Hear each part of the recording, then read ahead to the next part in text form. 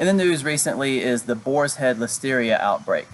So let's go over that a little bit. There's kind of three topics to this. The first one is the physical or ecological reasons why we get bacterial contamination. The second one is the social and political and economic reasons why these things happen and it makes it to your grocery store. And the third thing is the people who tend to get sick and die when this happens.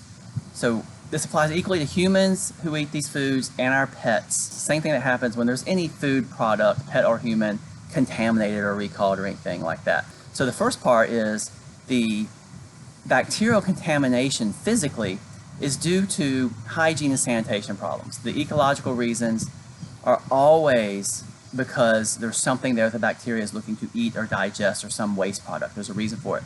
And I go into that in a lot greater detail in my bacteria videos. So for more about the reasons, just go look at one of the old bacteria videos, okay? The second reason is the main thing I want to talk about here, and this is the social and political and economic reasons for the deadly boar's head listeria bacterial contamination. So a few reasons for this we're going to touch on. First, boar's head is a corporation. A corporation is a non-human, non-living thing that's defined solely by profit. That's the whole point in legality and definition of a corporation, is to maximize profit. So they're going to cut corners. It's always going to be that way. The next little thing is the consumer, you and I, we don't seem to care a whole lot, or we're not too worried about it. If we don't care about the safety and health and quality and sourcing and cleanliness of these foods, then why should the company care about it? The problem is, we as the consumer, we just assume or trust that our government is assuring food safety. And there's reasons for that, and we shouldn't be in that position. I saw recently social media posts about Trump and Republicans rolling back safety regulations and that was the reason for this. But that's reductionist. Reductionist is when you see a problem and you take the step that came just before that and blame that for the problem, which is what people are doing by blaming Republican rollback of safety inspectors and regulations or something like that. But that's not where the problem started. The problem started 6 or 7 steps ago. The problem started or came from something way back, not the thing that happened right before this, okay? And it's because the corporations, they don't have honesty and integrity because they're a non-living thing. They don't have any motivation to ensure their products are safe other than legality. They don't have any integral or honesty or human core value reasons to try to ensure that their products don't make people sick. And because it's a human trait to have integrity or honesty. You can't do that if you're non-human.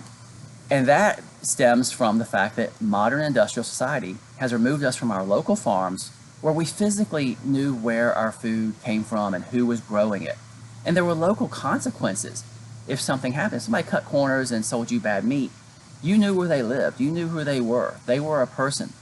Even then, it wasn't the fear of getting in trouble or being shamed from having something bad. It was more of a social responsibility. These farmers and food providers, they wanted their family and their community to be healthy and safe.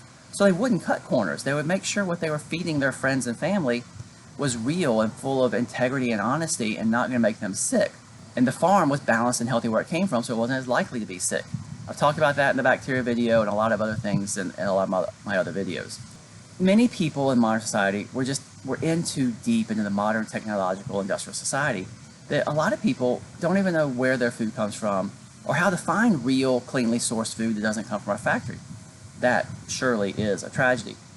And now this is going to change until people start changing it themselves with their own actions, decisions, and the way they spend their money. But so many people don't even know it's a problem. So that's hard to do. So the third little part is I wanted to touch on quickly, who gets sick and why they get sick. And it's usually those who are already sick and weakened with a weakened immune system or a gut microbiome imbalance or a total body microbiome bacterial imbalance. So if you ate some food contaminated with listeria, whether it's from boar's head or somewhere else, your strong stomach acid should weaken or destroy the bad listeria bacteria to where it doesn't cause you a problem. Well, even if that fails, that's one thing that has to fail. Second thing that has to fail is a healthy, balanced gut microbiome is going to have thousands or hundreds of thousands of different species of bacteria and a total collection of billions or trillions of total bacteria in there, and it's all balanced and working together. It doesn't leave any physical space for this Listeria, if it gets in there, it doesn't leave physical space for it to bloom and grow and become a big population. And all those other billions of bacteria are out competing for resources and food and things that they need to grow, so there's not enough left over for the Listeria to really grow. So if you have healthy stomach acid and a healthy gut, even if you eat some Listeria bacteria, contaminated food, you shouldn't get sick. And if you do, if the Listeria does grow in your gut, then your body gets it out as quick as possible. That's vomiting and diarrhea. That's why diarrhea is often blowout diarrhea. The body is physically getting the gut empty as fast as it can because there's something bad like Listeria in there. So worst case scenario, if you get a contamination, you shouldn't get sick. But if you do, you should have bad vomiting and diarrhea. You shouldn't be dying from it. The only reason, or the only main conceptual reason why it would make you die is if it gets into your bloodstream.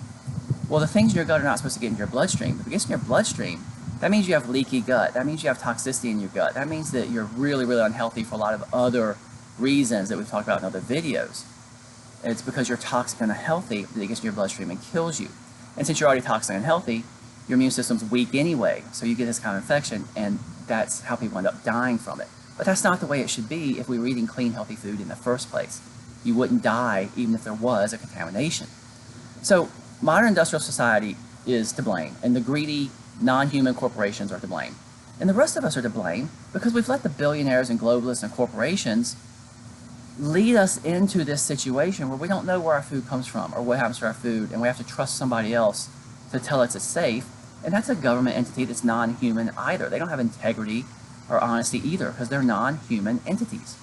So we no longer accept responsibility for our own health and safety because of that.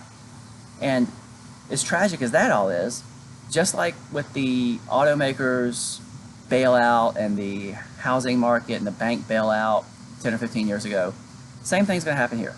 The Boar's Head CEO is going to collect his multi-million-dollar bonus while innocent people die, and they don't even know why they're dying or all the steps that led up to why they're sick in the first place. And that's truly a tragedy.